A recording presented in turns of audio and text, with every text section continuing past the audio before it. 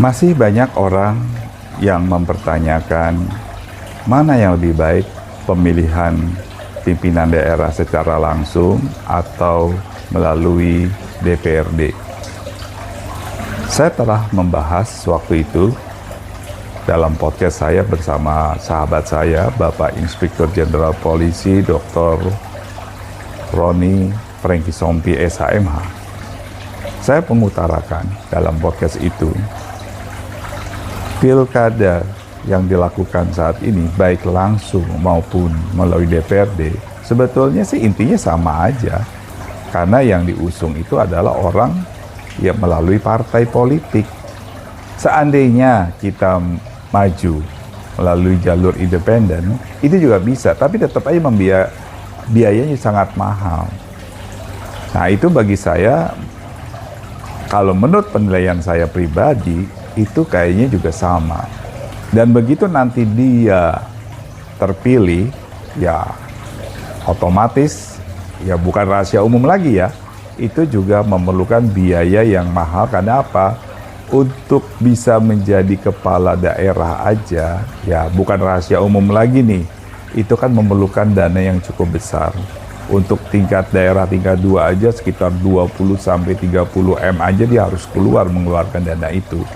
Ya kalau seandainya dia tidak punya uang sendiri, dia melalui pinjaman sesama teman-temannya, atau ya sponsornya atau bohirnya, begitu dia menjabat, dia terpilih, dia juga harus memikirkan bagaimana caranya untuk mengembalikan uangnya itu. Belum lagi kepada partai pengusungnya. Jadi kalau disebut biaya ekonomi tinggi bagi para pemilih, itu ya bukan rahasia umum lagi. Saya punya pemikiran begini loh. Artinya bagaimana kalau konsep pemilihan itu kita kembalikan, kalau kita seramakan dengan pemilihan semacam Indonesia Idol atau semacam pencari bakat. Jadi dari masyarakat diberi kesempatan untuk mendaftar, ya kita mulai dari 1 tahun sebelum hari H, kita memberikan masyarakat untuk mendaftar siapa yang berminat untuk menjadi kepala daerah. Nanti kita buat dari pemerintah ada panitia seleksi yang terdiri dari kalangan akademisi, tokoh masyarakat, dan sebagainya yang sudah terwakili sebagai panitianya. Misalkan yang mendaftar 100, dari 100 nanti terus tiap minggu kita adakan seleksi-seleksi ya. Di seleksi nanti kita lihat visi misinya bagaimana, nanti kita siarkan secara langsung, persis kayak pencarian bakat melalui televisi. Ada vote masyarakat juga menentukan di situ juga. Tidak masalah biarpun itu vote itu bisa dibayar atau gimana, tapi kan visi dan misinya juga harus jelas di situ. Karena ada tim juri yang akan menilai. Nah, di situ kita lihat, kita kan saat ini sudah bisa menggunakan media sosial, media mainstream untuk melakukan penjaringan-penjaringan itu. Sampai di suatu titik dia ada, kita ambil 5 besar. Nah, 5 besar itulah yang nanti kita akan kembali kepada masyarakat untuk dipilih. Nah, saat ini saya mendengar bahwa pemerintah sedang ada upaya untuk melakukan pemilihan melalui e-vote. Artinya apa? Electronic vote.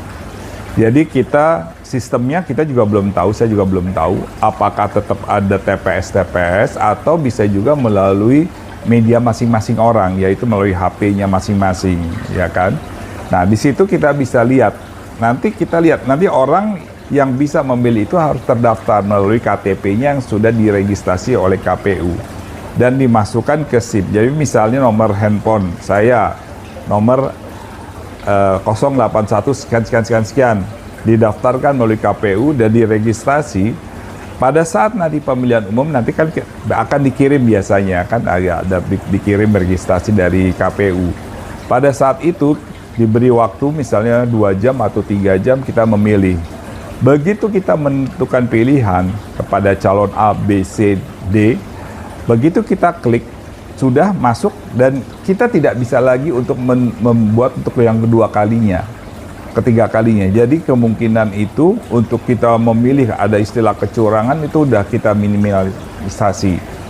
Itu kan bisa juga kita lakukan dan itu bisa benar-benar langsung suara rakyat. Dan satu lagi, begitu kita klik, maka data kita langsung masuk ke server. Jadi begitu selesai pemilihan, pada jam itu juga, waktu itu juga, itu udah bisa terlihat siapa pemenangnya. Itu kan menggunakan teknologi yang canggih sekarang. Misalkan ada pertanyaan, bagaimana ke orang-orang yang di tingkat perdesaan, yang mungkin dia tidak memiliki perangkat HP dan sebagainya, ya. Ya bisa saja kita salurkan pada jam itu dia datang ke TPS. Jadi bisa melalui di rumah masing-masing, melalui medianya masing-masing, atau bisa datang ke TPS. Nah di TPS itu mereka KTP-nya di-scan terlebih dahulu, dimasukkan ke sistem. Begitu mereka datang, dia tunjukkan KTP-nya kembali kita scan secara sistem elektronik. Sehingga apa? Dia tidak bisa lagi untuk memilih di TPS yang lain atau di HP yang lain, nggak bisa. Karena begitu dia memilih langsung terblok, nggak bisa lagi, atau itu cukup sekali. Nah itu masalah mekanisme di lapangan. Jadi kalau itu bisa dilakukan dan bisa dilaksanakan, kalau menurut hemat saya itu adalah pilihan rakyat yang murni. Jadi rakyat itu bisa memilih pemimpinnya tidak melalui partai, tidak melalui organisasi, dan si pemimpin itu yang terpilih tidak tersandrakan. Sehingga apa? Visi dan misinya dia dalam melaksanakan program pembangunan itu benar-benar murni dan konsekuen. Dan satu lagi nanti dari pemerintah juga menerapkan kira-kira berapa lama dia bisa melaksanakan programnya. Misalnya dia melaksanakan pembangunan janjinya sekian dalam waktu 6 semester, ya kan, dia udah bisa melakukan ini. Kita evaluasi terus. Nah, DPR itu mengevaluasi.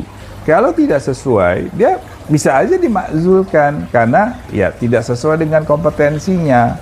Nanti kan di situ kan kita lihat kira-kira apa yang force major yang tidak bisa mungkin dilaksanakan itu bagaimana. Saya rasa itu dulu dari saya. Mungkin kita akan bicara dengan hal-hal yang lain di lain kesempatan. Terima kasih.